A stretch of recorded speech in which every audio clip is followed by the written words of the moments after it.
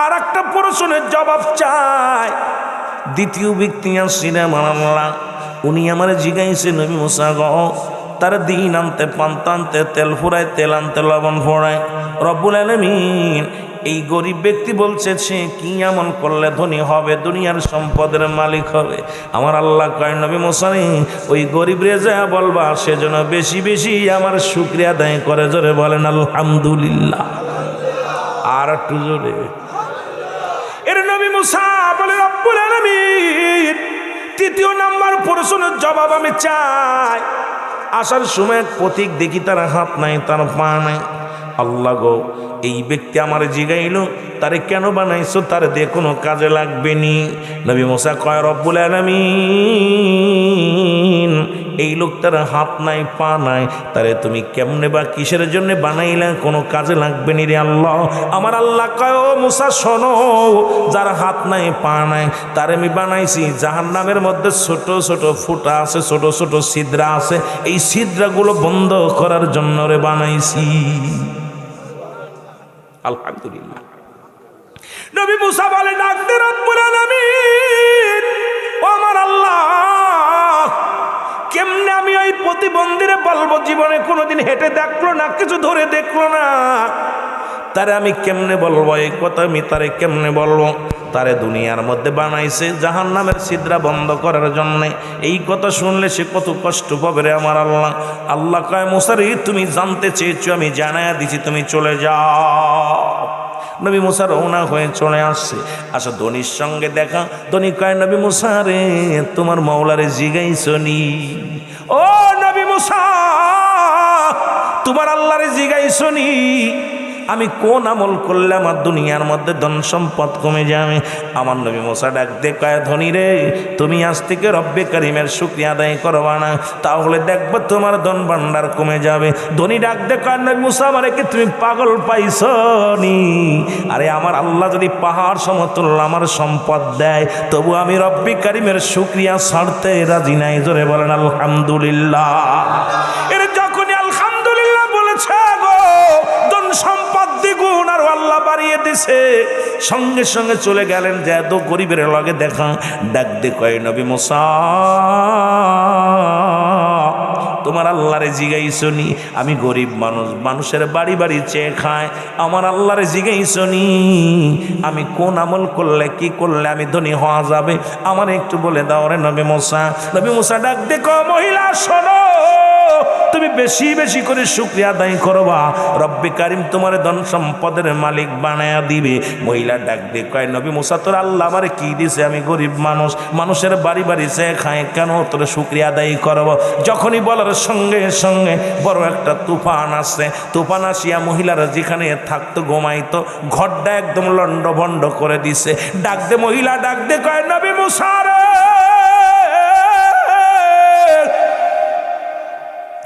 মানুষের বাড়ি বাড়ি ভিক্ষা করে খাইতাম, চা চিনতে খাইতাম, রাত্র যখন গভীর হয়ে যেত এই কুঠিরের মধ্যে এসে ঘুমাইতাম। তোর আল্লাহ সেই গড্ডা নিয়ে গেল রে মুসা, আমি থাকবো কোথায়? আরে আমি তো নাফরমানি করেছি। সঙ্গে সঙ্গে আদায় করে আলহামদুলিল্লাহ, সঙ্গে সঙ্গে আল্লাহ রব্বুল আলামিন ফেরেশতা দিয়ে একটা ঘর বানায়া দিছে। জোরে জোরে চিল্লায়া বলা যাবে না মারহাবা। গরিবরে ধনী বানায় দিছে আলহামদুলিল্লাহ। কি বলছে? আরো জোরে বলেন না, কি বলছে? আলহামদুলিল্লাহ। এর নবী মুসা আস্তে আস্তে যখন রওনা হয়ে গেল, দেখে প্রতিবন্ধী পথের মধ্যে গোড়াইতেছে আর আল্লাহ আল্লাহ আল্লাহ। প্রতিবন্ধী ডাক দে কয় নবী মুসা রে, তোমার মাওলারে জিগাইছো নি আমার আল্লাহ আমার কেন বানাইলো দুনিয়ার মধ্যে? আমার তো হাত নাই, আমার তো পা নাই, তোমার মাওলার জিগাইবানি? জিগাইছো নি আমার কেন বানাইলো? আমার নবী মুসা কান্দে আর কয় প্রতিবন্ধী রে, তোরে কেমনে আমি জবাব দিব রে প্রতিবন্ধী? আরে তবুও তো দিতে হবে, যেহেতু তুমি জানতে চেয়েছ। আমার আল্লাহ তোমারে বানাইছে এই দুনিয়ার মধ্যে জাহান্নামের মধ্যে কিছু ছিদ্র আছে গো, ওই জাহান্নামের মধ্যে কিছু ফুটা আছে, এগুলো বন্ধ করার জন্য তোমারে বানাইছে। প্রতিবন্ধীর সঙ্গে সঙ্গে উচ্চ আজে ডাক দে বলে আলহামদুলিল্লাহ, আমার জীবন ধন্য। তবু আমি বুঝতে পারলাম আমার আল্লাহ বিনা কারণে আমারে বানাই নাই, বিনা কারণে আমার দুনিয়ায় পাঠাই নাই। আল্লাহ আমার দিয়ে একটা কাজে লাগাইবে, জোরে শুকরিয়া আদায় করছে আলহামদুলিল্লাহ। আল্লাহ কয় জিবরিল তাড়াতাড়ি যা যা যা, আমার নবী মুসারে বলে আয়, আমার নবী মুসারে বলে আয়। ওই প্রতিবন্ধীর জন্যে আমি আল্লাহ একটা নয় দুটি নয় 8টা জান্নাতের দরজায় খুলে রাখলাম রে। যে ব্যক্তির জাহান্নামের ভয়ে এত ভয় দেওয়া পর জাহান্নামের ছিদ্র বন্ধ করার কথা শুনেও যে বান্দা শুকরিয়া আদায় করে,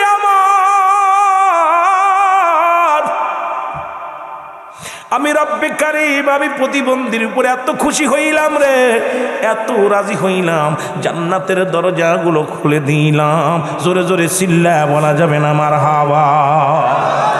আপনি যেমনি থাকেন জিগাইলে বলবেন আলহামদুলিল্লাহ, সুখে থাকলে বলবেন আলহামদুলিল্লাহ, দুঃখে থাকলে বলবেন আলহামদুলিল্লাহ। কারণ রাখার মালিক কে? আরো জোরে বলেন কে? খবরদার খবরদার বান্দা, কখনো বলবেন না আমি সুখে নাই, আমি ফুল ভালো নাই। যখনই জিগাইবেন যে হালাতে থাকবেন শুকরিয়া আদায় করুন আলহামদুলিল্লাহ। আল্লাহ খুশি হয়ে যাবে, ফেরেশতারা খুশি হয়ে যাবে, আপনার উপরে রহমতের পেয়াল আল্লাহ দান করবে। অসংখ্য ফেরেশতারা আপনার জন্য দোয়া করবে। যখনই যে হালাতে থাকবেন বলুন আলহামদুলিল্লাহ, আল্লাহ ভালো রাখছে, আলহামদুলিল্লাহ খুবই ভালো আছি। কারণ আপনার চাইতে অনেকে ভালো আছে, যার দুটি পা নাই তার চাইতে আপনি ভালো আছেন। যে সকালে পান্তা ভাত খাইছে, আপনি গরম ভাত খাইছেন, তার চাইতে ভালো আছেন। যে ব্যক্তি না খেয়ে আছে, আপনি পান্তা ভাত খাইছেন, তার চাইতে তো আপনি ভালো আছেন। একজন মুসলমান হিসাব করবেন, ওনার চাইতে আপনার, ওনার চাইতে উনি ভালো আছে, ওনার চাইতে উনি ভালো আছে। যে জালাতে আছেন শুকরিয়া আদায় করবেন আলহামদুলিল্লাহ। একটু জোরে বলেন না।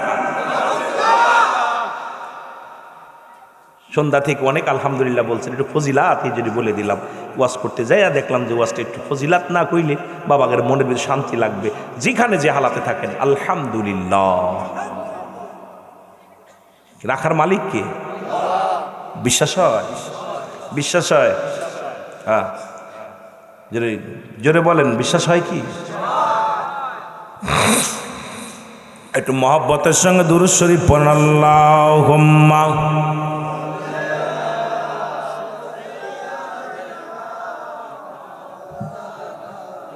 মদিনা যাইতে পারলাম না, মদিনা দেখতে পারলাম না, বল মদিনা যাইতে পার,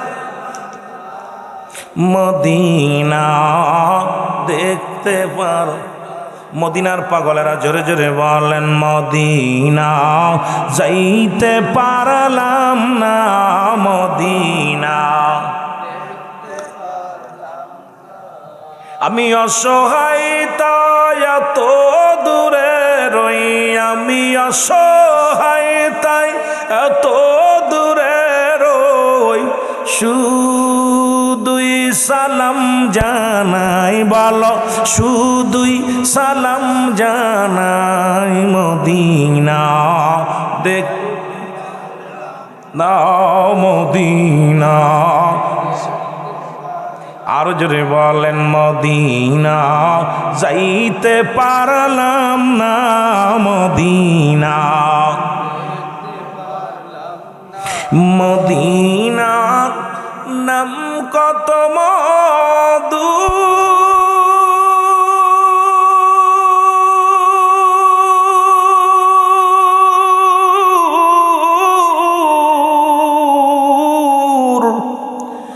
মদিনা আর যে কত দূর,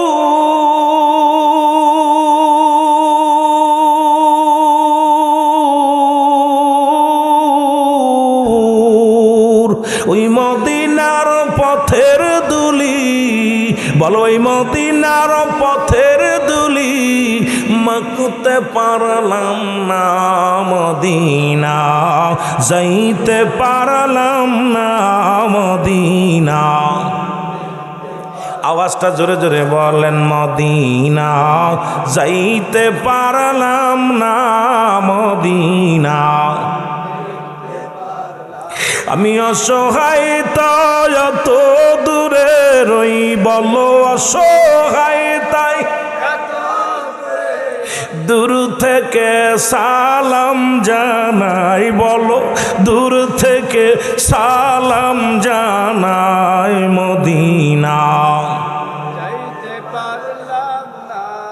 মদিনা দেখতে পারলাম না, বলো মদিনা যাইতে পারলাম না। মদিনা মদিনার নাম কত মধু,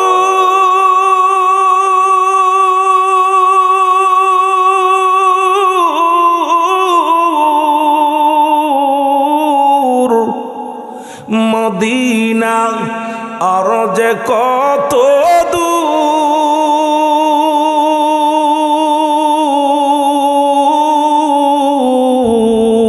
ওই মদিনার পথের দুলি, বলো ওই মদিনার পথের দুলি মাখতে পারলাম না। মদিনা ও মদিনার পাগলেরা জোরে জোরে বলেন মদিনা যাইতে পারলাম না। মদিনা আমি অসহায় তাই এত দূরে রই, বলো অসহায় তাই এত দূরে রই, দূর থেকে সালাম জানাই, বলো নাই মদিনা না। মদিনা দেখতে পারলাম না। মদিনা মদিনার নাম কত সুন্দর,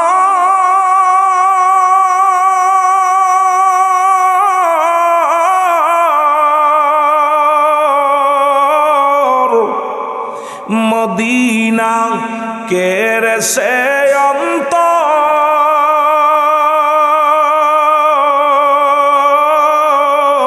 কমরুল বাসির সালাম খানি, কমরুল বাসির সালাম খানি পৌঁছাই দিও মদিনায়, বলো নাই মদিনা যাইতে পারলাম না। মদিনা একটু মহব্বতে বলা যাবে না? মদিনা যাইতে পারলাম না। মদিনা আমি অসহায় তাই এত দূরে রই, বলো অসহায় তাই এত দূরে রই, দূর থেকে সালাম জানাই, বলো নাই মদিনা যাইতে পারলাম না। মদিনা এ দুনিয়ার মুসলমান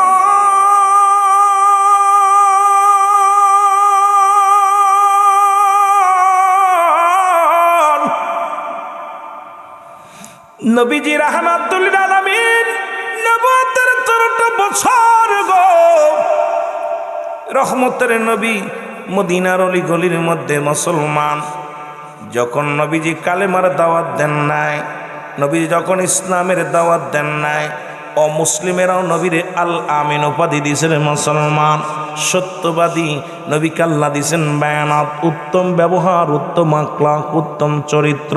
নবী বলেন হায়াতি খায়রুল লাকুম, নবীর হায়াতের জিন্দেগিটা উম্মতের জন্য মুসলমান মঙ্গল। নবী বলেন ওফাতি খায়রুল লাকুম, নবীর ওফাতটা উম্মতের জন্য মঙ্গল স্বরূপ। গো মুসলমান শুনে নাও, যে কথাগুলো বলি দিলের কান্ডা লাগা শোনো।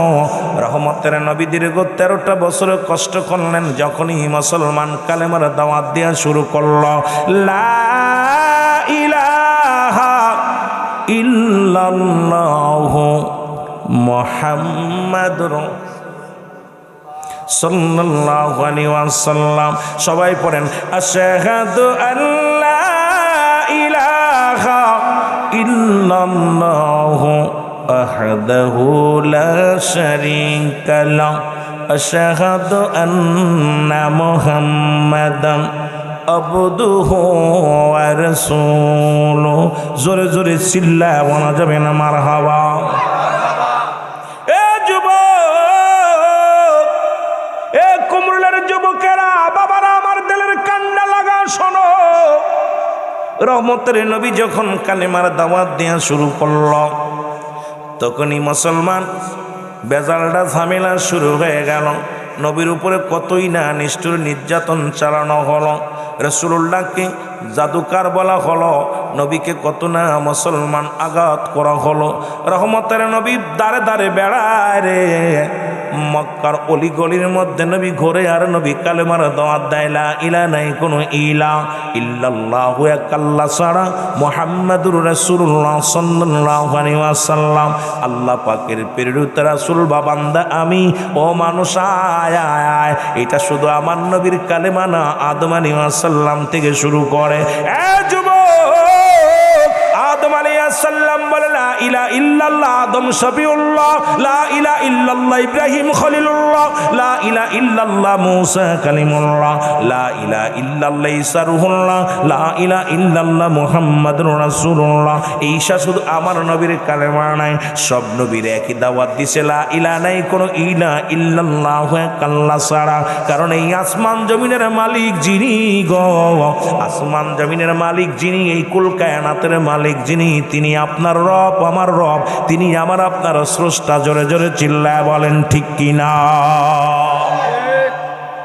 রহমতের নবী দাওয়াত দেয়। ও যুবক, নবীজির উপরে আঘাত, নবীজির উপরে নির্যাতন শুরু হয়ে গেল। রব্বুল আলামিন ডাকতে বলে, জিবরিল,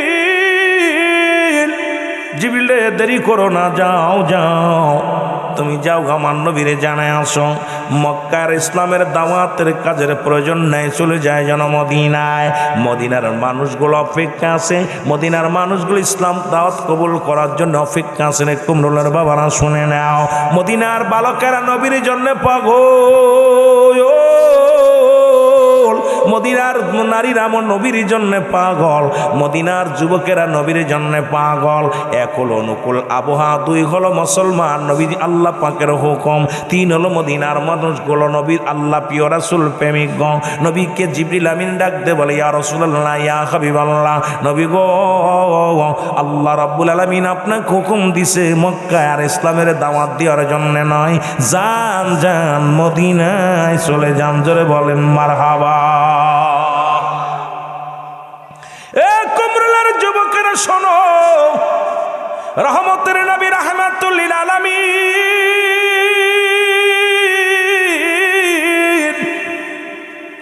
মদিনার দিকে রওনা হয়ে যায়। মক্কার দিকে বারবার নবীজি তাকায়, কাদের চোখের পানি ছেড়ে জন্মভূমি, মায়ের ভূমি, বাবার ভূমি, তাকায় তাকায় কান্দার বলে, আল্লাহ আল্লাহ, আমার জন্মভূমি, আমার মায়ের ভূমি ছেড়ে মদিনায় যায়। রহমতের নবী মক্কা থেকে মদিনায় যখন হিজরত করে চলে গেছে রে, নবী এক জায়গা বইয়া বইয়া চোখের পানিগুলো ছেড়ে ছেড়ে কান্দের মুসলমান। এমন সময় মদিনার দুইটা বালক, একটা বালকের বয়স 8 আর একটা বালকের বয়স 10। বাচ্চাদের দোয়া শুরু করি, ছোট্ট বালক, এই যে বই একটা হাঁটতেছে, এই যে বসে আছে, 8 বছর আর 10 বছর।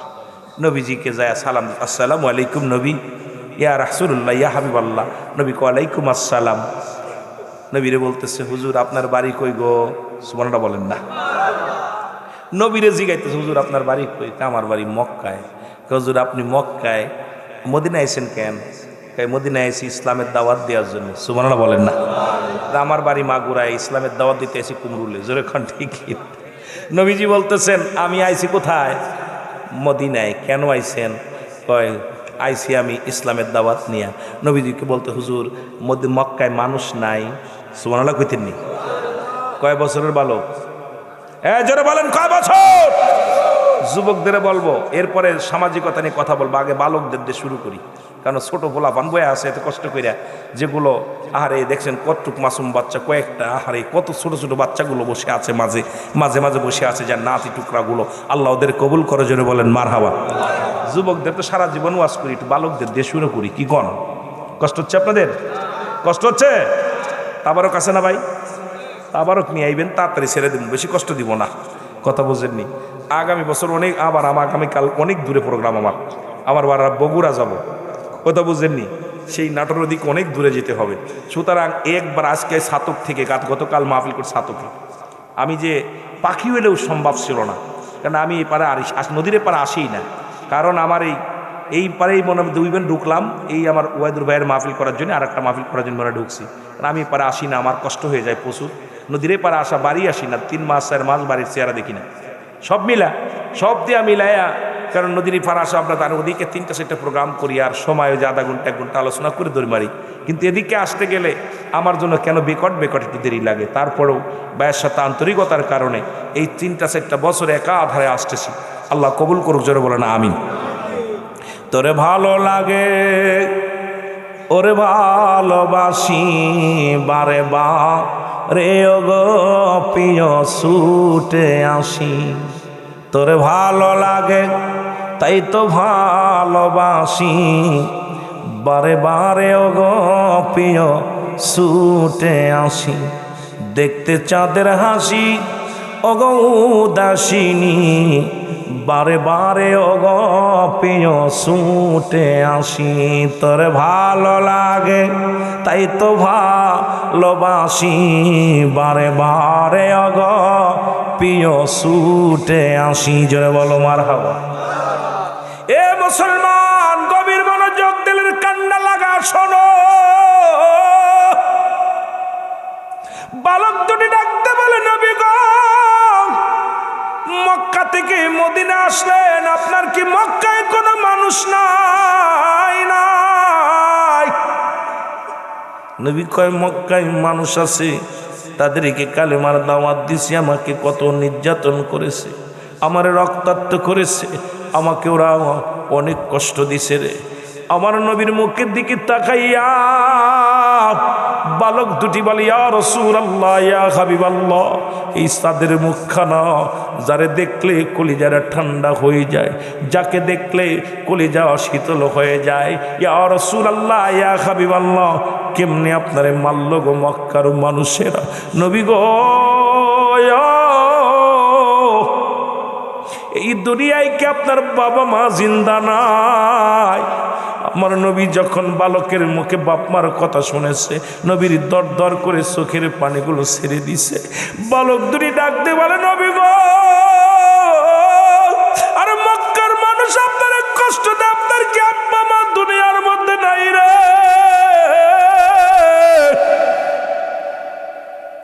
আমার নবী কয়, বালকেরা রে আয়, আমার মাও নাই, বাবাও নাই। যখন আমি মায়ের গর্ভে মাত্র 6 মাস রে বালকেরা, আমার আব্বারে আমি হারিয়ে ফেলেছি। আমার দুনিয়ার মধ্যে আমি আব্বারে শরীয়তের চোখ দিয়ে দেখি নাই। যখন আমার বয়স 6 বছর, তখন আমার জনম দুঃখিনী মা চির বিদায়। আমি কালেমার দাওয়াত মক্কার জমিনে দিয়েছি, অপরাধ তাই আমাকে মারছে, কত আঘাত করেছে, আমাকে গালি দিছে। এর বালক দুটি ডাকতে কয়, নবী গো, আপনারও আব্বা নাই, আমাদেরও আব্বা নাই। ইয়া রাসূলুল্লাহ, ইয়া হাবিবাল্লাহ, নবী গো, মক্কার জমিনের মানুষেরা কারা আপনার এত কষ্ট দিছে একটু বলেন দি। বালক দুটি ডাকতে কয়, নবী গো,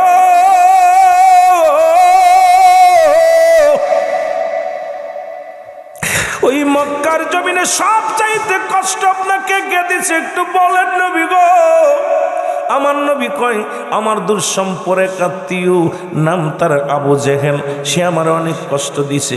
বালক দুটি ছোট ভাই বড় ভাইয়ের হাতের মধ্যে হাতটা লাগায় বলে, ভাই রে, কথা দে, কথা দে রে, যদি কোনোদিন মক্কায় যেতে পারি রে, যদি কোনোদিন আবু জেহেলকে সামনে পাই, আমরা 2 ভাই তারে চির বিদায় করে দিব। জোরে জোরে চিল্লায় বলা যাবে না মারহাবা।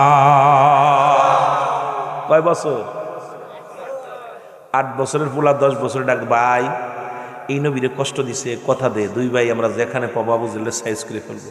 2 ভাই কথা দিছে, নবীরে সান্ত্বনা দেয়, নবী গো, আপনি আর কান্দেন না, আপনি কালেমার দাওয়াত দেন।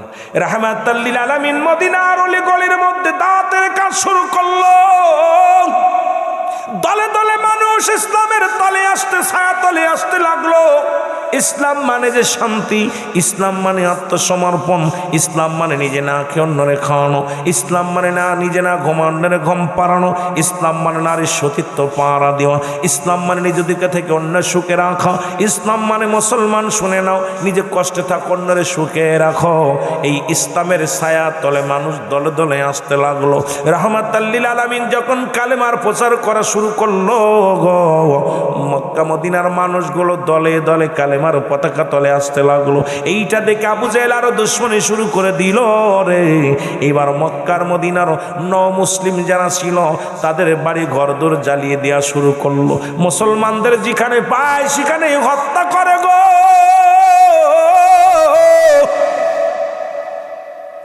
মুসলমানদের রক্ত নিয়ে খেলা করে, মুসলমানদের ঘর বাড়ি পুড়িয়ে দেয়, মুসলমানদের নির্যাতন করে। নবীজি সদা সর্বদা কান্দার রব্বে কারীম, তুমি আমার মুসলমানদের ইজ্জত বাঁচাও, মুসলমানদের জানমাল রক্ষা করো আল্লাহ। চোখের পানিগুলো সেরে সেরে নবী আমার কান্দে।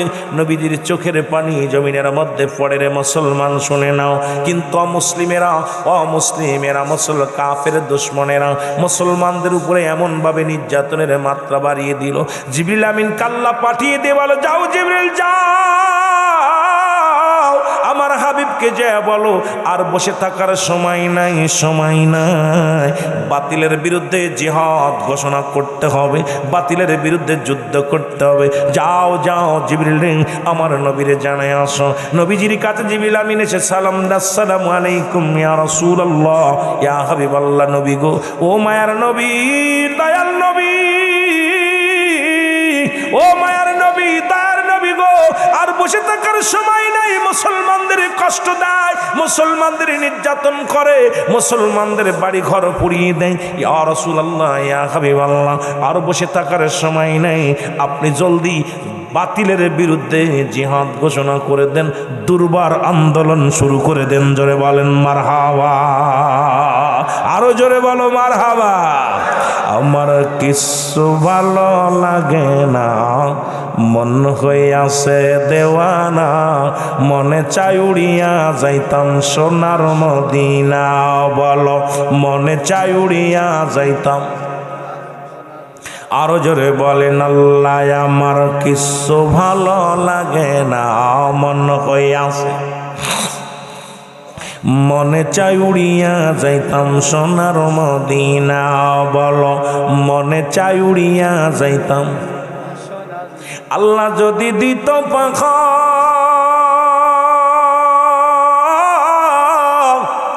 আমি উইরা গিয়া করতাম দেখা। ওরে আমরা মদের গরিব বলে, আমরা মদের গরিব বলে যাইতে পারলাম না। আল্লাহ আমার কিছু ভালো লাগে না, মন হইয়াছে, মনে চাই উড়িয়া যাইতাম সোনার মদিনা। বলো, মনে চাই উড়িয়া যাইতাম। যারা মদিনার পাগল জোরে জোরে বলেন আল্লাহ আমার কিছু ভালো লাগে না, মনে চাই উড়িয়া যাইতাম সোনার মদিনা। বলো, মনে চাই উড়িয়া যাইতাম। কুমরুলবাসী শোন মন দিয়া, কে যাও ভাই মদিনাই বইয়া। আর এই গোলামের সালাম খানি, এ গোলামের সালাম খানি দিও গো পৌঁছায়। আরে আল্লাহ আমার কিছু ভালো লাগে না, মন হইয়াছে, এর মনে চাই উড়িয়া যাইতাম সোনার মদিনা। বলো, মনে চাই উড়িয়া যাইতাম। এ মদিনার পাগলেরা রে, রহমতের নবী ঘোষণা করে দিলেন আমার সাহাবীরা শোনো, কারণ মক্কা নগর থেকে হাজার কাফেররা প্রস্তুতি নিচ্ছে মুসলমানদের ধূলিসাৎ করে দিবে। শুনে নাও, শুনে নাও, আর দেরি করো না। তোমরা জিহাদের জন্য প্রস্তুতি হও, যুদ্ধের জন্য প্রস্তুতি হও। ঘোষণা দিল তোমরা সবাই প্রস্তুতি নাও। এই ঘোষণা যখন দিল রে, বালক দুটি এক দড়ি বাড়ি চলে গেছে। বাড়ি যাইয়া 8 বছর আর 10 বছরের বালক দুটি যায় দেখে রে জনম দুঃখিনী মা, মা চোখের পানি ছেড়ে কান্দে, ডাক দে বলে আসসালামু আলাইকুম মা। মা গো তুমি কেন কান্দ গো মা? মা গো তোমার চোখে পানি, তুমি কেন এরকম বিনায় বিনায় কান্দ? মা ডাক দে কয় বাবা রে, আমার নবী যুদ্ধের না যুদ্ধের ডাক দিছে, আমার নবী জিহাদের ডাক দিছে। আজকে তোমার বাবা দুনিয়ার মধ্যে জিন্দা নাই। তোমার বাবা যদি আজকে দুনিয়ার মধ্যে থাকতো, বাতিলের সঙ্গে যুদ্ধ করে শাহাদাতের পেয়ালা পান করত গো, বাতিলের সঙ্গে যুদ্ধ করে জীবন কুরবানি করে দিত। কিয়ামতের ময়দানে আমি রব্বে কারীমের দরবারে দাঁড়ায়া বলতাম আমার আল্লাহ, আমি আল্লাহ শহীদের বিবি, আমি আজকে শহীদের বিবি হতে পারলাম না, এই জন্য আমি চোখের পানি ছেড়ে কান্দি রে বাবা। কারণ তোমরা ছোট্ট মানুষ, আমার নবীজি যুদ্ধের ডাক দিছে, ছোট মানুষ যেতে পারবে না, মহিলারা যেতে পারবে না, কানা কোড়া ল্যাংড়ানোলা যেতে পারবে না। আজকে এই জন্যে কান্দি রে বাবা। তোমার আব্বাজান যদি বেঁচে থাকতো গো, যুদ্ধের ময়দানে যে জীবনটা দিয়ে দিত, আর আমি শহীদের বিবি হয়ে যেতাম, আমি শহীদের বিবি হতে পারলাম না। কেমন বিবি গো, কেমন মা, আরে জনম দুঃখিনী মা গো। আল্লাহর নবীরে কত ভালোবাসতো, ইসলামটাকে কত ভালোবাসতো। এই দুনিয়ার মধ্যে ইসলামটার জন্য জীবনটার কোনো মায়া করেন না। চোখের পানি ছেড়ে কান্দার বলে, চোখের পানিগুলো ফেলায় ফেলায় কান্দে। আমার বাবারা আমার শুনে নাও, বালক দুটি বলে মা, মা, মা শহীদের বিবি হতে পারো নাই কেন? তুমি কান্দ গো মা, তুমি দোয়া করো শহীদের মা হবা গো বাবা। ও মা, মা আমরা 2 ভাই যাব যুদ্ধের ময়দানে, আমরা 2 ভাই যাইয়া বুকের তাজা রক্ত ঢেলে দিব, 2 ভাই যে শাহাদাতের পেয়ালা পান করব। তুমি কিয়ামতের ময়দানে দাঁড়ায়া বলবা গো মা, আমি শহীদের মা ছিলাম, শহীদের মা ছিলাম। আজকে কুয়াশার রাত্রে অনেক মা সন্তানের মাহফিল আসতে দাও নাই। ও মা শুনে নাও, শুনে নাও, কেমন মা, কেমন সন্তান, কেমন তার বাবা। আরে নবীর প্রেমের আলোচনা, ইসলামের প্রেমের আলোচনা শোনো গো আমার যুবক বাবারা, আমার বৃদ্ধ বাবারা, আমার মাসুম বাচ্চারা, পর্দার আড়ালের মারা শুনে নাও। ডাক দে বলে মা, মা চোখের পানি মুছে ফেলো, তুমি শহীদের মা হবা গো মা। মা ডাক দে কয় বাবা রে, আমার নবী তো তোমরা বালক, তোমাদেরকে নেবে না, মহিলাদেরকে নেবে না, তোমরা সিলেক্ট হবে না, এই জন্যে আমি কাঁদছি রে বাবা। আমি শহীদের মাও হতে পারলাম না, নিজেও শহীদ হতে পারলাম না, আমার স্বামীও শহীদের বিবিও হতে পারলাম না। এর বালক দুটি ডাক দে বলে জনম দুঃখিনী মা, মা গো। এর বালকের চোখের পানি ফেলে ডাক দে বলে মা, মা রে, আমরা ছোট, আমার আল্লাহ তো আর ছোট না, আমাদের বিদায় দাও, বিদায় দাও। আমরা যাব যুদ্ধের ময়দানে, আমরা যাব রাসূলুল্লাহর পক্ষে লড়তে, বাতিলের বিরুদ্ধে লড়তে যাব গো মা, বিদায় দাও আমাদের। 2 ভাইকে বুকের মধ্যে নিয়ে আর 2টি মুখে চুমা দিয়া ডাক দে বলে রব্বে কারীম। 2টি ভাইকে বুকের মধ্যে নিয়ে ডাক দে বলে রব্বে কারীম রে, তুমি আমাকে এই সন্তান আমি গর্বে ধরে আমি ধন্য, আমি মা বড় ধন্য গো আল্লাহ। আজকে আমার সন্তানগুলো যুদ্ধের ময়দানে যাবে বাতিলের বিরুদ্ধে জিহাদ করতে, কিন্তু বয়স হলো মাত্র 10 এবং 8 বছরের বালক। আমার নবীজির পাগল বালক 2টি ডাক দে বলে মা গো বিদায় দাও। হাসি মুখে 2টি ভাইকে 2টা চুমা দিয়ে বললেন যা রে বাবা যা, আমি তোদের বিদায় করে দিলাম, যা যা যা, বাতিলের বিরুদ্ধে জিহাদ কর, নবীর পক্ষে কথা বল, জীবন দিয়া দিবি, জীবনের মায়া করবি না, শহীদের তামান্না নিয়ে চলে যা বাবা। আমি কিয়ামতের ময়দানে দাঁড়ায়া বলবো, আমার আল্লাহ, আমার দুটি সন্তান, কলিজার টুকরা দুইটা সন্তান দুনিয়ার মধ্যে ইসলামের ধারক বাহক হইয়া জীবন দিয়া গেছে রে, আমি শহীদের মা বলে আল্লাহর দরবারে দাঁড়াইব, আমি তোদের বিদায় করে দিলাম। জোরে জোরে চিল্লায় বলা যাবে না মারহাবা। মদিনা যাইতে পারলাম না, মদিনা, আরো জোরে বলেন, মদিনা যাইতে পারলাম না, মদিনা। আমি অসহায় তাই তো দূরে রই, বলো অসহায় তাই দূর থেকে সালাম জানাই, বলো দূর থেকে সালাম জানাই, মদিনা যাই, মদিনা, আরো জোরে জোরে চিল্লায় বলো, মদিনা যাইতে।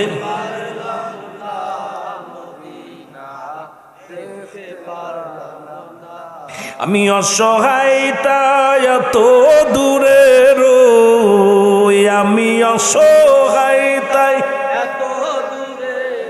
শুধুই সালাম জানাই, বলো শুধুই সালাম জানাই, মদিনা যাইতে পারলাম না, মদিনা। আরো জোরে বলেন, মদিনা যাইতে পারলাম না, মদিনা।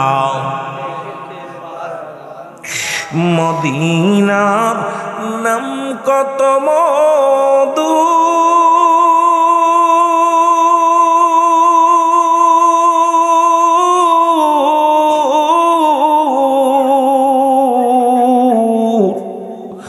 মদিনা আর যে কত দূর,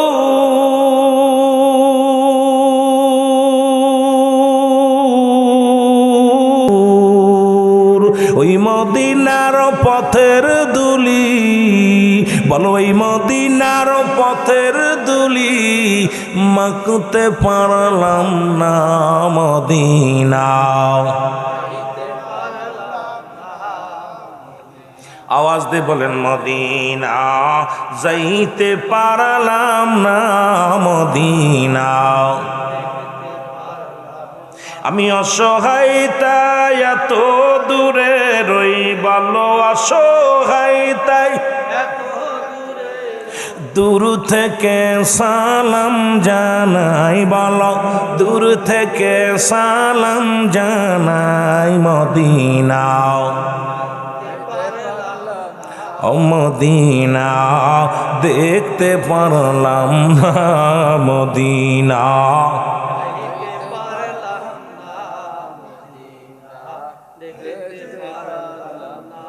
এই দুনিয়ার মুসলমান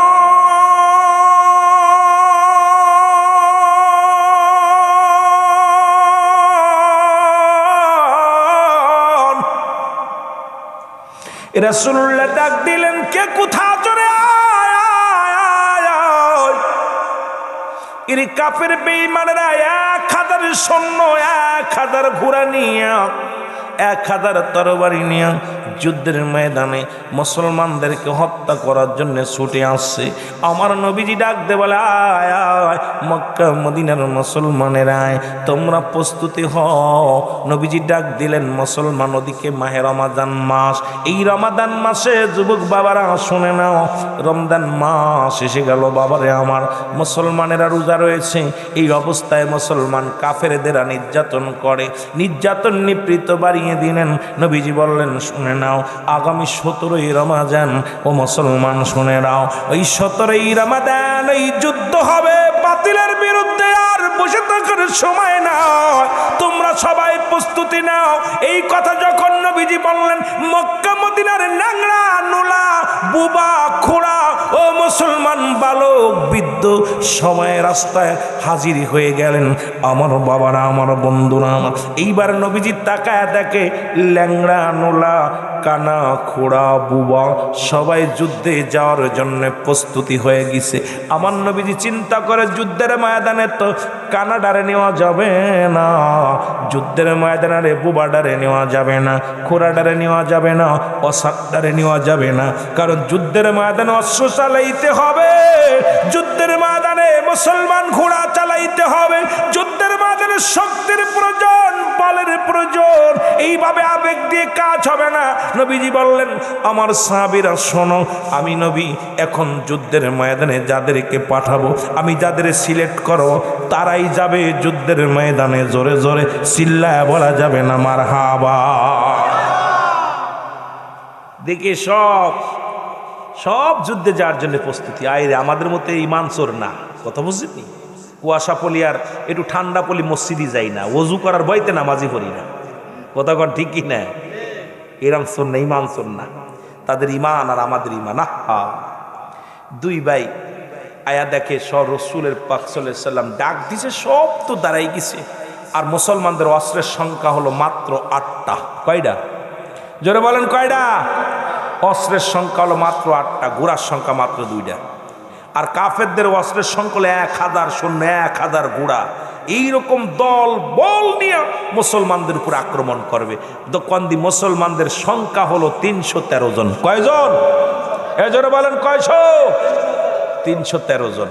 এই হলো মুসলমানদের সংখ্যা, আর কাফেরদের সংখ্যা 1000। কথা বুঝেননি?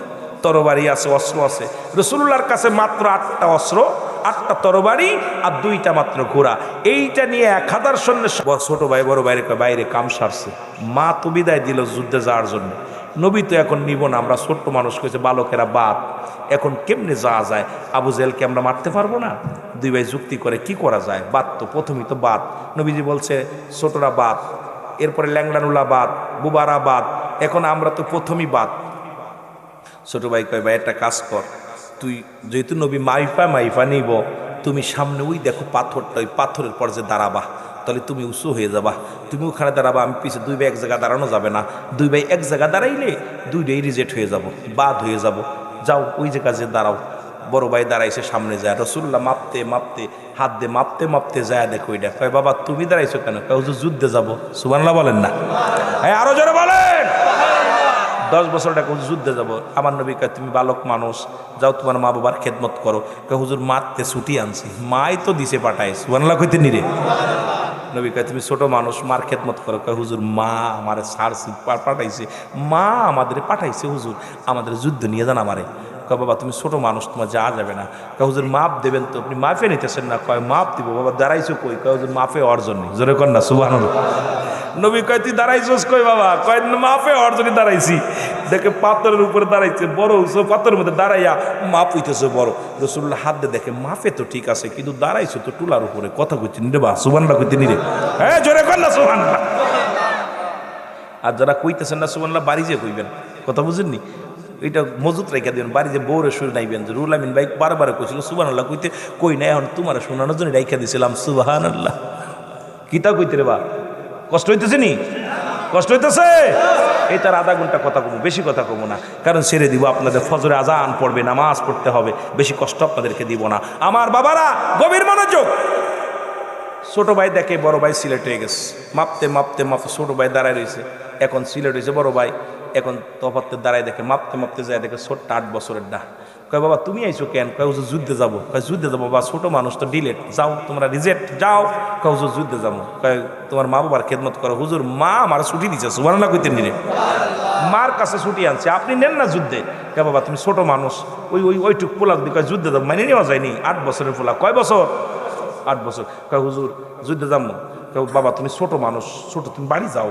কয় হুজুর যে ওইটা নিচের না? কয় হ ওইটা আমার বড় ভাই, মাত্র 2 বছরের বড়। সুবহানাল্লাহ কইতেন নি? আরো যারা কইতেন নি রে? কয় বছরের বড়? 2 বছরের বড়। ওইটা নিচের না? নবী কয়টা তো মাফি হয়েছে। কয় মাফ হয়েছে, দাঁড়াইছিল কই?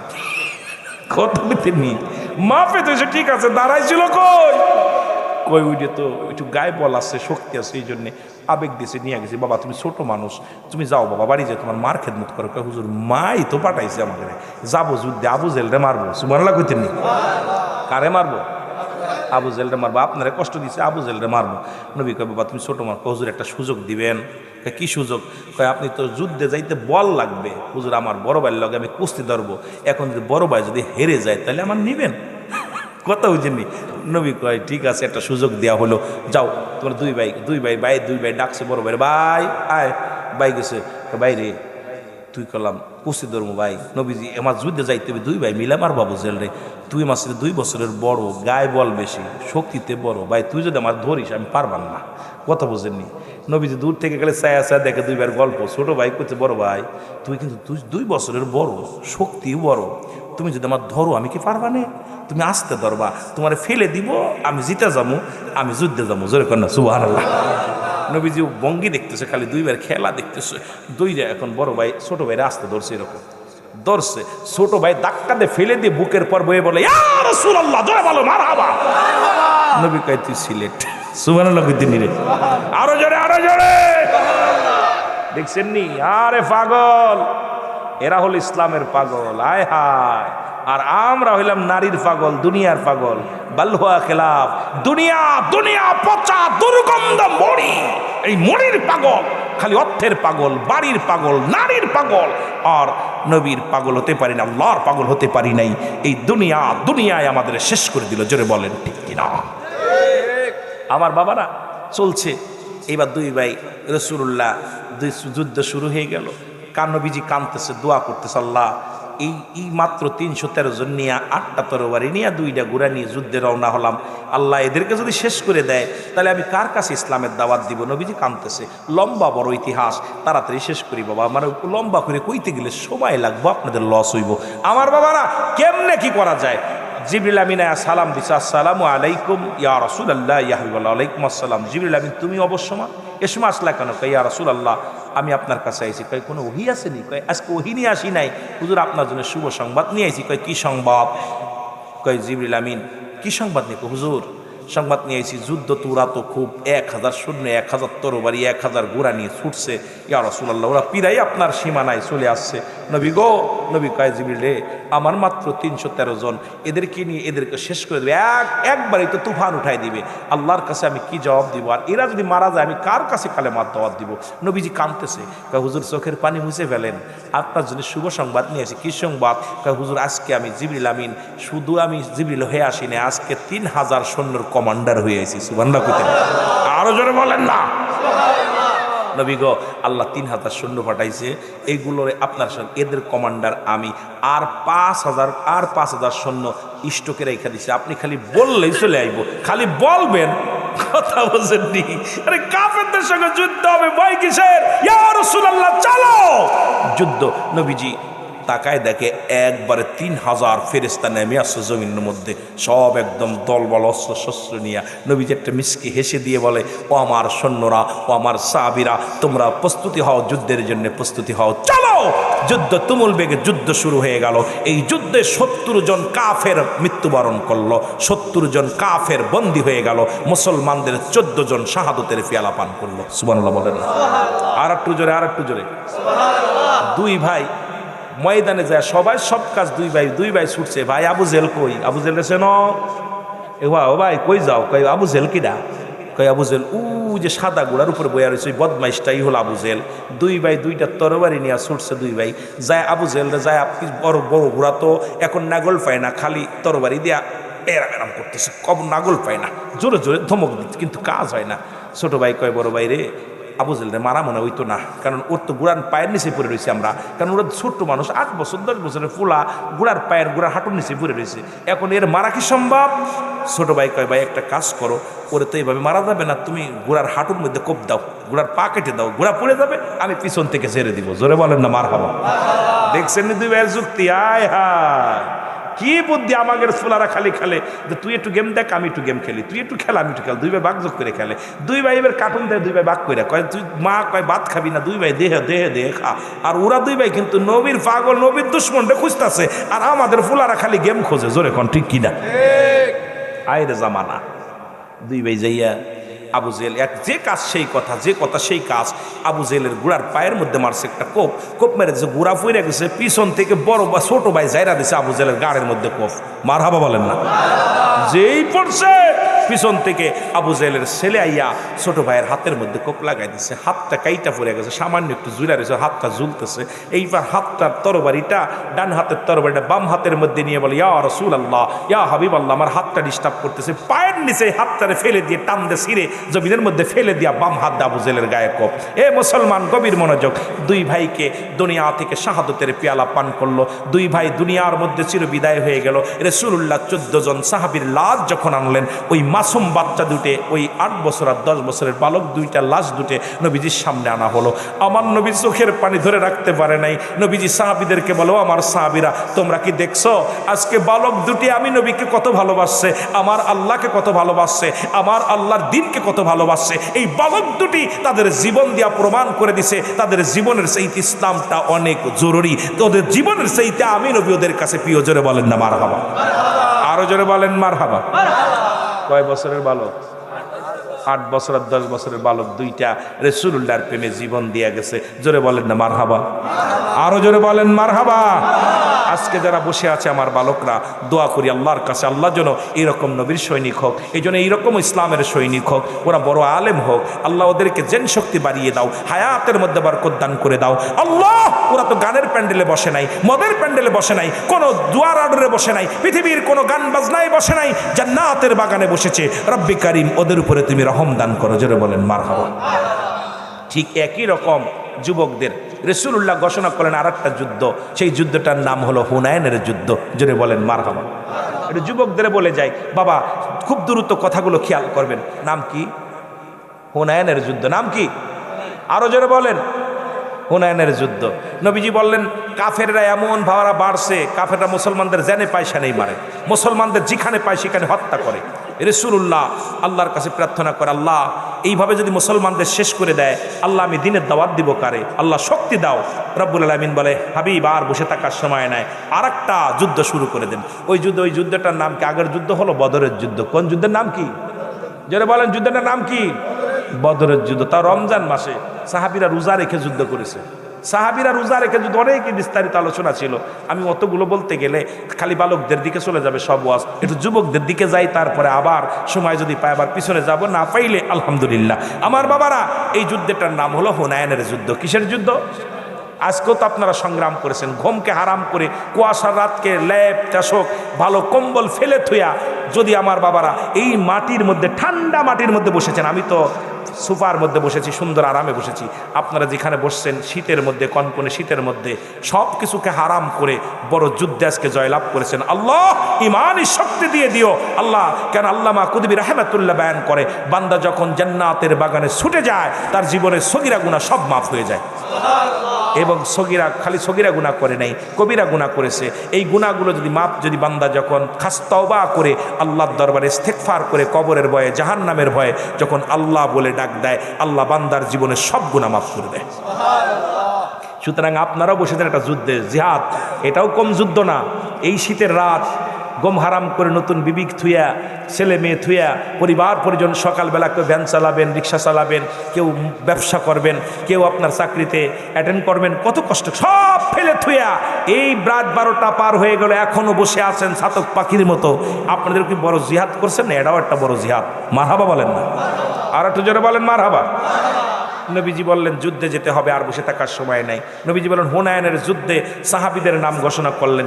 একে একে নবীজি যুদ্ধের সৈন্য সেনাপতি বানালেন 3 জনের নাম। কয়জন? জোরে বলেন কয়জন?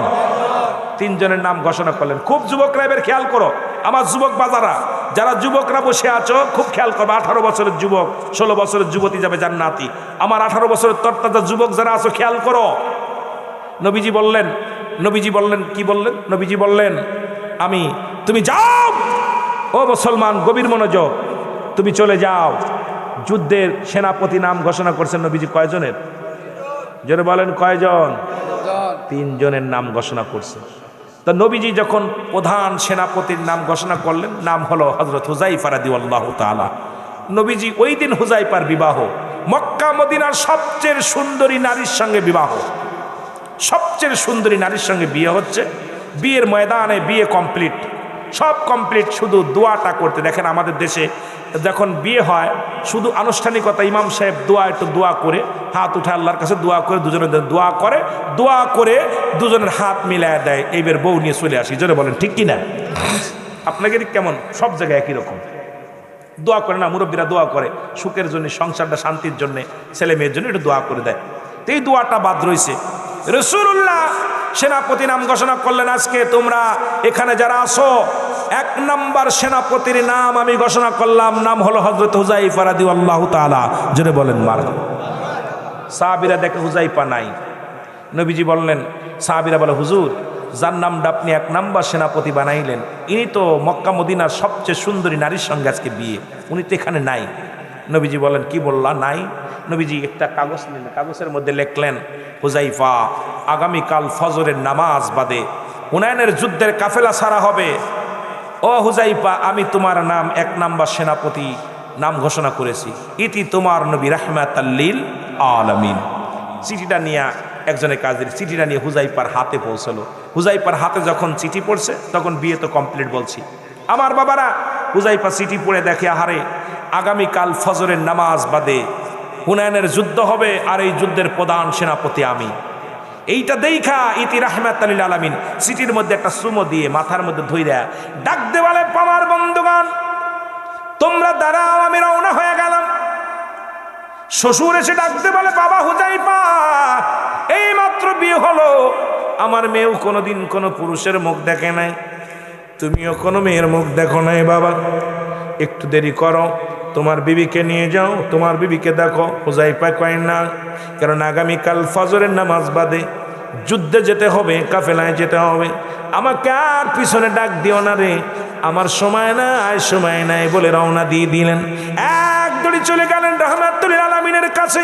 সালাম দা, আসসালামু আলাইকুম ইয়া রাসূলুল্লাহ, ইয়া হাবিবাল্লাহ। নবী কও, হুযায়ফা তুমি আইছো? বলে, ইয়া রাসূলুল্লাহ, ইয়া হাবিবাল্লাহ আমি আইছি। নবী কয়, তাড়াতাড়ি যুদ্ধের সরঞ্জাম গুছায় নাও, কারণ ফজরের নামাজ বাদেই কাফেলা ছাড়া হবে, প্রস্তুতি নাও। জোরে বলেন সুবহানাল্লাহ। আর একটু জোরে বলেন। হযরত হুযায়ফা রাদিয়াল্লাহু তাআলা গুছায় নিলেন, ফজরে আযান দিলেন, হযরত বেলাল রাদিয়াল্লাহু তাআলা আযান দিলেন, নবীজি নিজে ইমামতি করলেন। নামাজ শেষ হয়ে গেল। নামাজ শেষে নবীজি সাহাবীদেরকে নিয়ে কৌশল বিনিময় করতে লাগলেন, কারণ যুদ্ধে পাঠাবে সাহাবীদের। একে একে 3টা চিঠি আসলেন। 3টা চিঠির মধ্যে প্রথম চিঠি আসেন, স্বামীরে জীবনে কোনো দিন আমি কোনো পুরুষের চেহারা তোমাকে দেখি নাই, জীবনে তুমিও আমাকে দেখো নাই রে স্বামী, ও আমার প্রাণের স্বামী গো, আমি আপনাকে বলি রে, কারণ ইতিপূর্বে যত নবীজি 1-এর অধিক সেনাপতির নাম ঘোষণা করেছে, কেউ দুনিয়ার মধ্যে ফিরে থাকে না, সবাই শাহাদতের পেয়ালা পান করছে।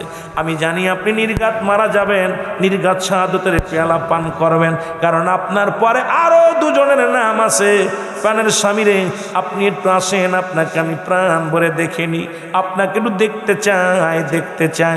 চিঠিটা পায়া হুযায়ফা লিখে দিলেন, বিবিরে তুমি আমারে আর ভালোবাসা দিও না, দেখো না রে সব বিবি, দেখা হবে কিয়ামতের ময়দানে রে বিবি। ও বিবি, একটু পরে কাফেলা ছেড়ে দিবে, আমি যাব যুদ্ধের ময়দানে রে বিবি। ও মুসলমান চিঠিখানা নিয়ে আবার চলে গেলেন। আরেকটা চিঠি আসলেন, ডাক দেখায়, স্বামীরে আমি আপনাকে কোনো প্রেম বিনোদন করব না, আপনাকে বাধাও দিব না, একটু আসেন, আপনাকে আমি দূর থেকে একটু প্রাণ ভরে দেখে নিব রে স্বামী। স্বামীরে জীবনে যদি আপনাকে চিনে না রাখি, হাসরের ময়দানে আমি কেমনে আপনাকে চিনব? স্বামীরে একটু আয়, আমি একটু প্রাণ ভরে আপনাকে দেখে নিব। এ আমার ভাইরা, আমার বন্ধুরা, আমার হুযায়ফা লেখে, বিবি তুমি আমারে ক্ষমা করে দিও,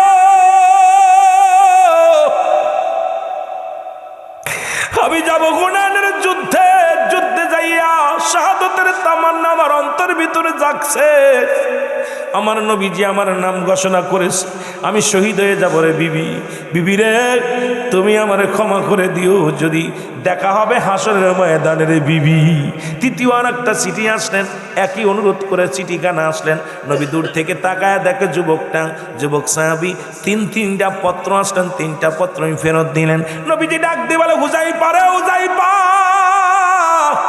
একটা লোক তিনবার তোমার তিনটা কাগজ হাতের মধ্যে দিল, পত্র দিল। কি বলে? ইয়া রাসূলুল্লাহ, ইয়া হাবিবাল্লাহ, আমি গত রাত্রে বিয়ে করেছি নবী গো, সন্ধ্যার সময় বিয়ে হয়েছে, এখন ফজরের সময় আমি যুদ্ধের ময়দানে যাব। ইয়া রাসূলুল্লাহ, ইয়া হাবিবাল্লাহ, মক্কার সুন্দরী নারী, সে আমাকে বারবার ডাকতেছে, সে আমাকে একটু দেখতে চায় নবী গো। আমার নবী কা হুযায়ফা রে, যাও যাও, আমি তোমারে ছুটি দিলাম, তোমার বিবির সঙ্গে দেখা করে আসো। জোরে বলেন মারহাবা। যুবকেরা খুব খেয়াল, বিবির সঙ্গে দেখা করার জন্য রওনা হয়ে গেল। সালাম দিলেন, আসসালামু আলাইকুম আলাল বাইত। ওয়ালাইকুম আসসালাম। বিবি কয় আসসালামু আলাইকুম, স্বামী কয় আসসালামু আলাইকুম, বিবি কয় আলাইকুম আসসালাম। দুজন এক জায়গা হইলেন, ডাক দিয়ে বলে, বিবি রে, তুমি আমার কোনো প্রেম বিনোদন করবা না, দূর থাকো, কারণ তোমার রূপ যৌবন দেখে তোমার ভালোবাসার কাছে যদি আমি হার মেনে যাই, যদি যুদ্ধের ময়দানে যাওয়ার কথা ভুলে যাই, শহীদের তামান্না যদি ভুলে যাই, বিবি রে, তুমি দূরে দূরে থাকবা, আমার কাছে আসার চেষ্টা করবো না, তুমি দূর থেকে আমার প্রাণ ভরে দেখে নাও। বিবি বলে, স্বামী রে, খোদার কসম আপনাকে কোনো প্রেম বিনোদন করবো না। বিবি রে, স্বামী রে, আমি শুধু আপনাকে একটা দাবি করবো, একটু সময় দেন, আমি একটু ওযু করে আসি, আমাকে আপনার সঙ্গে 2 রাকাত নামাজ আদায় করব, কারণ আজকে 2 রাকাত নফল নামাজ আমি আদায় করবো, একটু টাইম দেন। বিবি ওযু করে আসলেন, দুজনে নফল নামাজ পড়লেন, দাঁড়ায়া দাঁড়ায়া দুজন নামাজ শেষ করিয়ে ডাক দেখায়, স্বামী রে, আজকে আপনার কাছে একটা দাবি, আপনার কাছে আমি দাবি করব, আমি আজকে দোয়া করব, আপনি শুধু আমিন শব্দটা ব্যবহার করবেন, আর কিচ্ছু বলবেন না, আপনি শুধু যা বলার আমি বলবো। এবার হাত উঠাইয়া দিলেন। এবার মুসলমান শুনে নাও, শুনে নাও।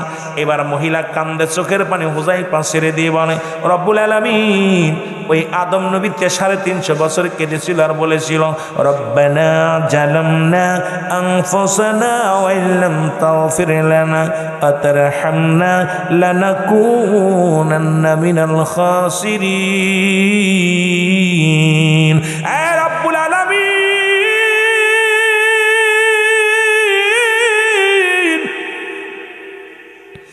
আমি জানি নির্ঘাত আমার স্বামী শাহাদাতের পেয়ালা পান করবে।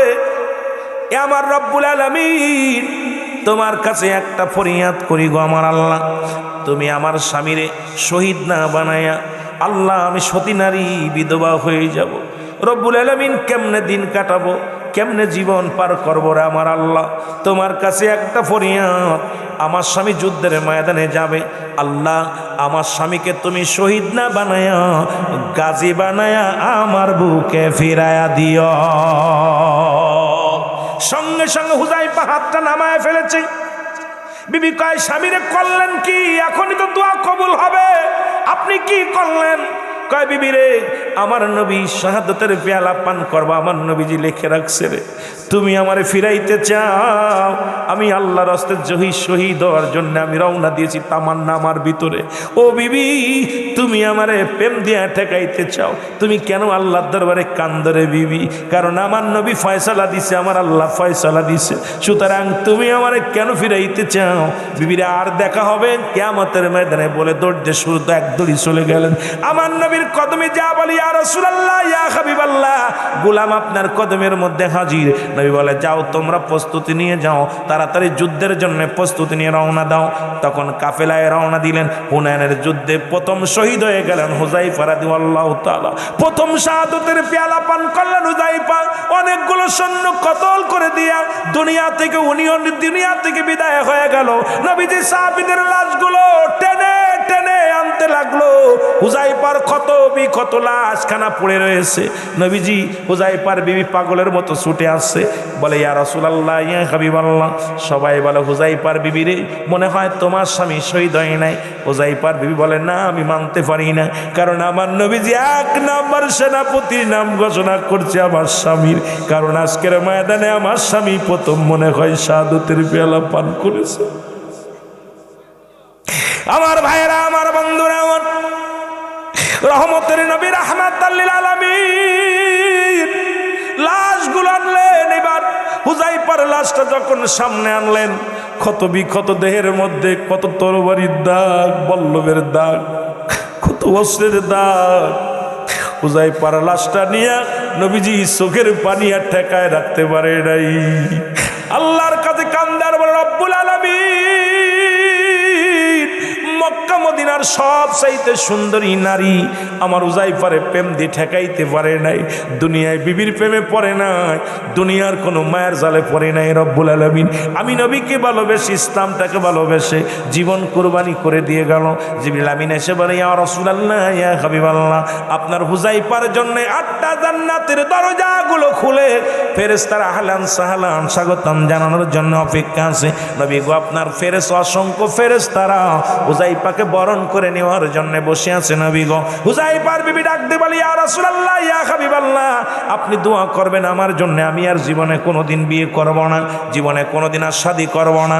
আমার এই স্বামীর স্মৃতি ধরে, এই স্বামী কিয়ামতের ময়দানের জন্য আমি হুযায়ফাকে চিনে নিতে পারি। ইয়া রাসূলুল্লাহ, আমার জন্য দোয়া করবেন, আমি যেন আমার হুযায়ফাকে কিয়ামতের ময়দানে খুঁজে পাই।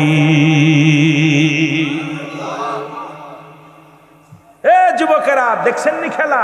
খালি বালকরা দিয়ে জীবন, যুবকরাও দিছে। এই জন্য নবী বলছে 5টা গুণের নারী বিয়ে করতে। কয়টা গুণের? যারা বলেন কয়টা? 5টা গুণের নারী বিয়ে করতে বলেছেন, যা হুযায়ফার বিবির মধ্যে ছিল, পৃথিবীর মধ্যে নবীজির বিবির, নবীজির আম্মা জানের মধ্যে ছিল। 5টা গুণের নারী বিবাহ করতে বলেছে। আমার 1 নাম্বার হলো, মুসলমান শুনে নাও, সতীত্বর আমানতদারি। এই সতীত্বর আমানতদারি কুমরুলের মধ্যে আছে বলে আমার বিশ্বাস বড় কষ্ট হয়। মুসলমান শুনে নাও, আজকে খালাতো ভাই, মামাতো ভাই সর্বনাশের মূল। মামাতো ভাইয়ের চেহারা দেখা হারাম, খালাতো ভাইয়ের চেহারা দেখা হারাম, ফুফাতো ভাইয়ের চেহারা দেখা হারাম, চাচাতো ভাইয়ের চেহারা দেখা হারাম। এ যুবক বাবারা শুনে নাও, ভালো করে শুনে নাও, পৃথিবীর মধ্যে যাদের সঙ্গে দেখা দেয়া যায় তাদের সঙ্গে বিয়ে করা হারাম, যাদের সঙ্গে দেখা দেয়া হারাম তাদের সঙ্গে বিয়ে করা যায় শরীয়তের বিধান অনুযায়ী। মুসলমান শুনে নাও, 1 নাম্বার হলো সতীত্বর আমানতদারি নারী। যে মেয়েগুলো বিয়ে করতে বলেছে নবীজি, ইসলাম যেগুলো মেয়েকে বিয়ে করার অনুমোদন দিয়েছে, ভালো করে শুনে নেন। 1 নাম্বার হলো সতীত্বর আমানতদারি, 2 নাম্বার হলো পর্দাশীলতা নারী। আজকে আমার দেশে, আপনাদের এলাকার মধ্যে পর্দা আছে কি জানি না রে মুসলমান। নামাজও যেমন ফরজ, পর্দাও তেমনি ফরজ। আজকে মৌলবীর বাড়িও পর্দা নাই, মুন্সির বাড়িও পর্দা নাই, ইমামের বাড়িও পর্দা নাই। আজকে পর্দা দেশ থেকে, বাংলাদেশ থেকে একবার পালায়া গেছে রে মুসলমান শুনে নাও। এ আমার যুবক মুসলমান শুনে নাও, 2 নাম্বার হলো পর্দাশীলতা নারী, 3 নাম্বার হলো আমলদারি নারী। মুসলমান শুনে নাও, আজকে আমল একটা আছে, শুধু মোবাইল টিপা আর ফেসবুকে মুসলমান টিকটক করা। আজকে আমার মা বোনেরা যেভাবে টিকটকে আসক্ত হয়েছে, মোবাইলে আসক্ত হয়েছে, এ দুনিয়ার যুবক যুবতীরা জাহান্নাম নিজে ডিজিটাল বানায় নিছো, জাহান্নামের দিকে অগ্রসর হও। কারণ আমার বাবারা, আমার বন্ধুরা, আমার তোমাদের জন্য রব্বুল আলামিন জাহান্নামগুলো প্রস্তুতি করে রাখছে, একটা নয়, 2টি নয়। আল্লাহ বলো, কাফিরিন, ওই সমস্ত কাফের বেঈমান ধোঁকাবাজদের জন্য, মুনাফিকদের জন্য আল্লাহ প্রস্তুতি করে রাখছে 7টা জাহান্নাম। এ আমার ভাইয়েরা, আমার 3 নাম্বার হলো আমলদারি নারী। গুণবতী নারী যদি বিয়ে করেন, আপনি বছরকে বছর বিদেশে পড়ে থাকবেন, জীবনেও আপনার বউ বাড়িতে বেরোবে না। আর ওই যদি ওই ল্যাংটা মার্কা মহিলা ঘরে জুটাও, 3 মাসের মাথায় বিদেশে আইসা দেখবো বউ আর ঘরে নাই। যারা বলেন ঠিক কি না? কারণ গৌরা ডাম্মায় ঘাস খাওয়া জাতি, ও কখনোই এক জায়গায় খাবে না, ও দৌড়ায় দৌড়ায় খাবে। যারা বলেন ঠিক কি না? এ মুসলমান 5 নাম্বার হলো, 4 নাম্বার হলো গুণবতী রূপবতী নারী, 5 নাম্বার হলো আদর্শবান বাবা মায়ের সন্তান। আজ থেকে কুমরুল থেকে প্রতিজ্ঞা করব, কোনো হিরণ শিখরের মেয়ে বিয়ে করব না, কোনো গাঁজাখোরের মেয়ে বিয়ে করব না, কোনো মদখোরের মেয়ে বিয়ে করব না, কোনো মাতালের মেয়ে বিয়ে করব না। আজ থেকে যদি প্রতিজ্ঞা করো, তাহলে মাহফিল দিয়ে সার্থক, তাহলে কুমরুলের মাহফিল সার্থক হবে। একটা বছরে যদি একটা করে যুবক যদি সৎ পথে আসে, একটা মানুষ যদি হেদায়েতের মধ্যে আসে, তাহলে মাহফিল সাকসেস। আর মাহফিল করলাম আর তাবারক খাইলাম, বক্তার সুর শুনলাম, একটা মানুষ হিদায়াতের মধ্যে আসলাম না, এই মাহফিল দিয়েও লাভ নাই, বসেও লাভ নাই। জোরে বলেন ঠিক কি না? এই গ্রামে কে কে জুয়া, কে কে সুদ খায়, ঘুষ খায় আপনারা জানেন না? কথা কয় না কেন? ওই ঘুষখোরের লাগে কোনো আত্মীয়তা নাই, সে যত টাকাওয়ালা হোক। ঘুষখোরের সঙ্গে কোনো আত্মীয়তা নাই, সুদখোরের সঙ্গে কোনো আত্মীয়তা নাই, জিনাখোরের লাগে কোনো আত্মীয়তা নাই, মুসলমান মাতালের সঙ্গে কোনো আত্মীয়তা নাই। মজার মার বাঘের প্যাকেট বাগডাসা হয়, বিড়াল ছানা হয় না। সুতরাং ওই হারামখোরের বাচ্চা কোনোদিন হালাল করতে পারে না। ওই হারামখোর জাত থেকে যায় হারামখোর, ঘুখোর, এইরা জীবনেও কোনোদিন ভালো হবে না। শুনে নেন, শুনে নেন আমার মুসলমান বাবারা, আজ থেকে আমরা প্রতিজ্ঞা করবো, প্রয়োজনে একজন ভ্যান চালকের মেয়ে বিয়ে করবো, রিক্সা চালকের মেয়ে বিয়ে করবো, তবু সব ঘুষখোরের মেয়ে বিয়ে করবো না, সুদখোরের মেয়ে বিয়ে করবো না, মাতালের মেয়ে বিয়ে করবো না, মদ পান করে গাঁজা খায়, মদ খাইয়া বা খায় বিপর্দা নারী বিয়ে করবো না। আজ থেকে যদি প্রতিজ্ঞা করো এই সমাজ বদলানোর জন্যে, আমার এই যুব সমাজই যথেষ্ট। এই যুবক ভাইয়েরা যদি একবার প্রতিজ্ঞা করে, এই সমাজ থেকে দুর্নীতি দূর করা সম্ভব হয়ে যাবে। কারণ এই মসজিদের দিকে ঝুঁকে যাবে মানুষ, আল্লাহমুখী হয়ে যাবে মানুষ। কারণ আমাদের চরিত্র এখন কলাম তো ধলা চামড়া, দলা চামড়া দেখলি তোই ব্রেক ফেল করি, মাথা খারাপ হয়ে যায়। এই জাতির শেষ মেরুদণ্ড ভাঙছে এই ধলা চামড়া। জোরে জোরে বলেন ঠিক কি না? রাগ করেন না, আবার রাগ করেন না, কারণ এই জাতি ওই দাঁত উইসো মানিক। কারণ এরা পৃথিবীর মধ্যে শেষ করে দিবে। যারা পৃথিবীর মধ্যে একটা দুঃচরিত্র নারী যদি কারোর ঘরে ঢুকে যায়, বেপরদা নারী যদি কারোর ঘরে ঢুকে যায়, পৃথিবীর মধ্যেই ঘর শেষ, জাহান্নাম। না আছে স্বামী শান্তি পাবে, না পাবে শ্বশুর শাশুড়ি শান্তি পাবে, না ঘরে শান্তি আছে, না বাইরে শান্তি আছে। অশান্তির আগুন দাবানলে জ্বলতে হবে। এ তো আর গরু না বিক্রি করবেন। এই জন্যে আগের যুগের মানুষ যখন বিয়ে শাদী হতো, দেখবেন যাচাই বাছাই করতো, মাতৃকুল পিতৃকুল এগুলো যাচাই বাছাই করে তারপর বিয়ে হতো। এখন মুসি মেতন নাই, খালি সিয়ারা ভালো হলি হয়, ও হাত ধরে টানাটানি। যুবক, আরে গুন্ডা গ্রুপ দেখিস না, গুন্দাক তাতে নিয়ে শান্তি পাবি। আর দাউসের পিতা মাতা তো বিনা হিসেবে জাহান্নামে যাবে। দাউস যে সমস্ত মেয়েরা মেয়ে কুলে জন্ম নিয়ে যারা ফ্যান শার্ট পরে, শার্ট গায়ে দেয়, পুরুষের ন্যায় চলাফেরা করে, পুরুষের মতো কথাবার্তা বলে, বুক টান করে হাঁটে, চলাফেরা সব পুরুষের মতো, বাজার ঘাট করে পুরুষের ন্যায়, এই সমস্ত দাউস, এদের আব্বা মার কোনো হিসাব হবে না, বিনা হিসেবে জাহান্নামে ছুঁড়ে মারা হবে। যাদের মেয়ে আছে খুব সাবধান, খুব সাবধান। দাউস ছেলে, যে সমস্ত ছেলেরা ছেলে কুলে জন্ম নিয়ে কান ফুরায়, নাকে নাক ফুরায়, গলায় সোনার চেন দেয়, হাতে চুরি দেয়, এ মেয়েদের মতো উন্না টানে, এটা দাউস। পুরুষের মহিলাদের পাঁচ গুড়গুড় করে, মেয়েদের মতো কথাবার্তা বলে, এটা দাউস। দাউসের পিতামাতাও বিনা হিসেবে জাহান্নামে যাবে। এ দাউস ছেলে, এরম একটা ছেলে যদি তোর জুটে যায় কপালে, খোদার কসম ত্যায্য করে দে। ওই ছেলে আমানত রাখছে, খিয়ানত করো না বাবা। ওই ছেলের জন্য জাহান্নাম। তসবি টিব্বা বয়া বয়া, মসজিদি বয়া বয়া, মসজিদ মনে কপাল ছুললে মনে হচ্ছে জান্নাত পাবা, কপাল ছুললে জান্নাত পাবা, এত সহজ না। কারণ ওই সন্তানের কারণে বেজ্জতি, লাঞ্ছিত হতে হবে কিয়ামতের ময়দানে। এই জন্যে যেমন তিনটা জিনিস কাজে লাগে। নাম্বার 1 নেক আমল, মরে যাওয়ার পর নেক আমল, আর সৎকায় জারিয়া নেককার সন্তান।